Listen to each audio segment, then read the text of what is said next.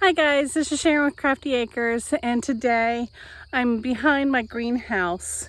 The greenhouse is out here to my left or my right, and I'm back here behind it because I'm getting ready for a project we have that is so exciting for me. And I'm going to let you guys kind of guess what we're doing. We're going to be removing all this grass here that was cut. We mowed it down and let it dry up for a little bit for a few days, and now I'm piling it up. It's going to be the start of a compost pile for us, as well as some seedlings that we have left over from the seedling sales. They're going to go into the compost as well. And then this whole area back here is going to transform, and we're going to put black plastic down.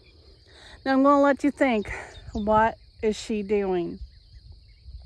What are we going to have back here? And we'll show you in a few minutes. But let's go ahead and finish getting this cleaned up here.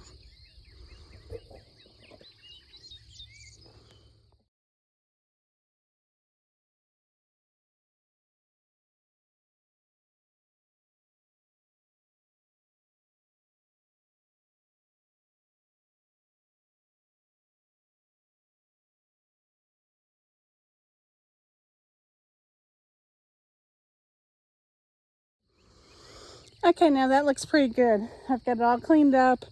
I've got a big pile of compost right there. All of that will break down, make really good compost for later on this year. Now, what am I going to do with this ground? What I'm going to do is I'm going to come in here and mow it off again, mow it shorter, and then we'll rake that over to the side. And then we're going to put down black plastic to kill off all the grass. And then I'm going to leave the black plastic down. Have you figured out what we're doing yet? Let's go see. I've got some already potted up. So this is something that I've been working on for quite a while.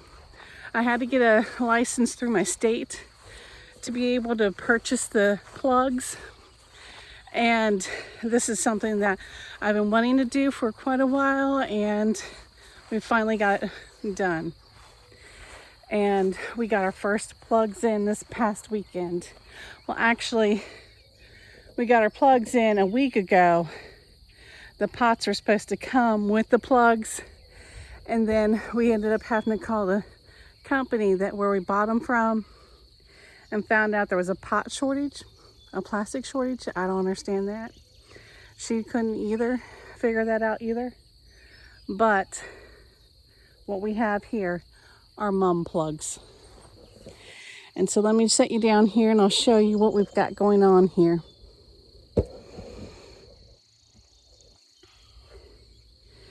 These are our mums, and little plugs. And what they are, they're little cuttings. They have a little bit of root on them, and then you put them in the pots. These are 8-inch pots. We wanted 9, but we couldn't get the 9 for this year. So we got the 8, and I think that'll be big enough. They should be nice big plants anyway.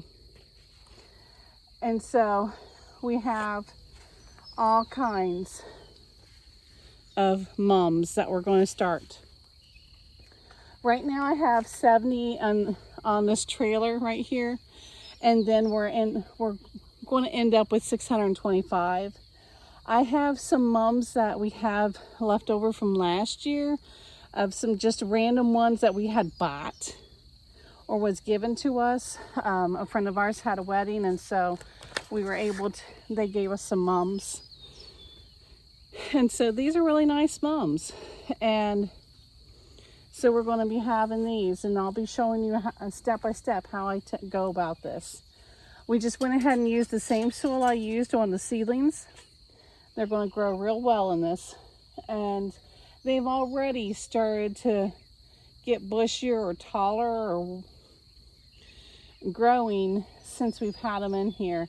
We potted them up on Saturday. We had 320 plants, 2 of us working on it. It took us 4 or 5 hours to complete it. And that's not bad for 325 plants. And I have a partner on this one, and she has half of them at her place. I brought home what I could get in the truck this time. I'll bring more home next time, next weekend. And then we have more coming in. We'll have mums. Mums have a season. So what that means is you have mums that bloom early. So from early September to mid-September. And then you have ones that bloom from mid-September to late September. Then you have from early October to mid-October, and mid-October to November. So it's almost like 4 seasons within a mum season. And so what we did was we got most of ours for the 320 plants we purchased for the beginning, so they'll be ready in early September to mid-September. And then we have another 170 coming in for mid-September to early October to the end of September. And then they'll be blooming. The last section we purchased for the 1st of October to mid-October. Because around here, most people are sold out by the middle of September. And people are still hunting for mums. So we figured we'd have a few people that would want some for a little bit later. And mums are a big thing around here. These are the type that will hopefully hold over. They're hardy. And I say hopefully because sometimes you get good luck, sometimes you don't. It just depends on how they're being taken care of. But these should do very well for us, and they should hold over the winter for someone that purchases them, and then come up the next spring. And I'm going to go ahead and fertilize these. So I haven't done that yet. I wanted to do that the day that I planted them. I normally do that when I plant new items, or when I transplant a plant. I forgot the fertilizer and I was at someone else's house, so of course I couldn't just run in and grab it. So let's go ahead and set up, and we'll show you how I go ahead and fertilize these.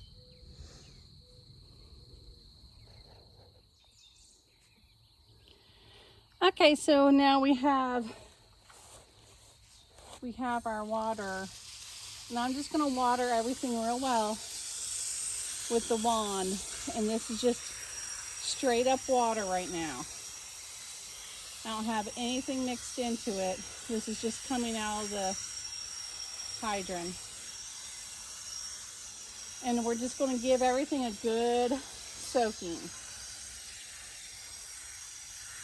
And they can stay on this wagon until we get the plot situated.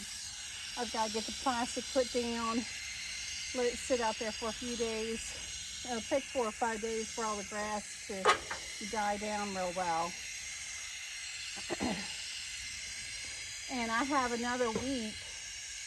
It was June 28th when my next shipment of mums is coming.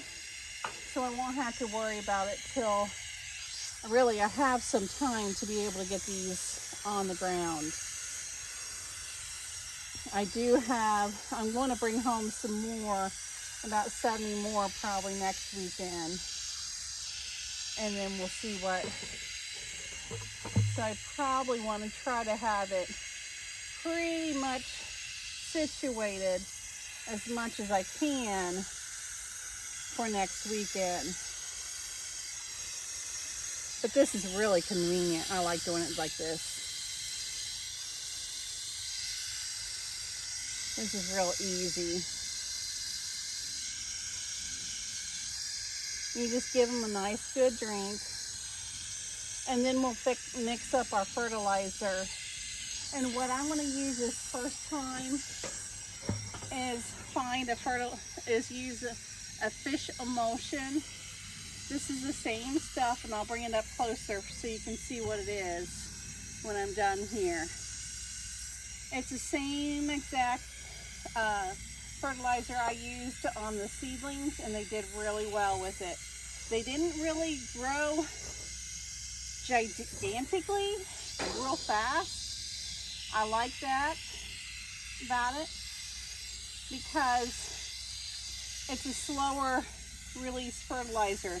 It's got nitrogen in different breakdowns so that it doesn't just get that burst of nitrogen all at once and shoot straight up.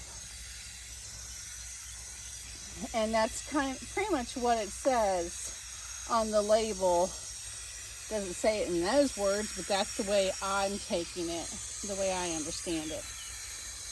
And you want a fertilizer that has a little less nitrogen, more phosphorus. So I'm going to be looking for a different fertilizer to be using afterwards, but this is a good transplant fertilizer. I think you're wanting more phosphorus. The second number to be higher than the nitrogen and the third number. But I'll verify that in the next video when we talk about them the next time. Okay, that's pretty good. So now I'm just going to load this up with water. You want to give this a good shake. And I'm going to go off of its suggestion for potted plants. Large outdoor container plants, 1 tablespoon per gallon, which would cover 1 cubic foot of soil, which that's pretty much what these are going to be. So I'm just going to guess 1, 2, 3, 4. All right, and while that's mixing up there, let me show you what it is. This is the kind of fish emulsion that I have. It's Alaska fish fertilizer. It's a 511. It doesn't burn, it's organic, and that's some of the things that I like about it. And fish fertilizer does smell like you would think fish. So you would want to make sure that you wash your hands thoroughly. I suggest not using it indoors. This is a 5-gallon bucket. I only put 4 tablespoons in. So actually it's going to be a little bit diluted, which that's fine for the first round. All right. And then all I'm going to do is take this cup and just water each one in. And I wanted to give them that water initially so that they're good and watered, and that way, because I knew I would have to give them a little more water, and I just wanted to make sure that I wasn't going to be flushing the water out by the time I give them their fertilizer. And I'm just going right around the plant, giving them a nice drink, each one. And that's what I'm going to do for all 70 of these plants. And if I continue to use this fish fertilizer, I may end up using it the whole way through. We'll just see how they react. If I do, I can use this once a week. This fertilizer will be fine for once a week.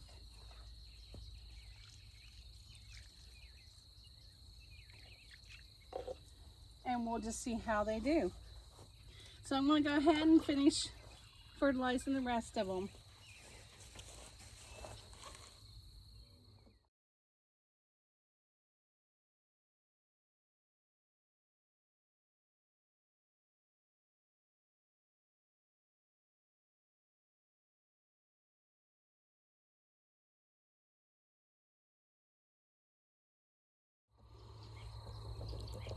So I hope you found this interesting. I hope you're going to enjoy the journey of the first year that we have mums on the property and growing them for resale.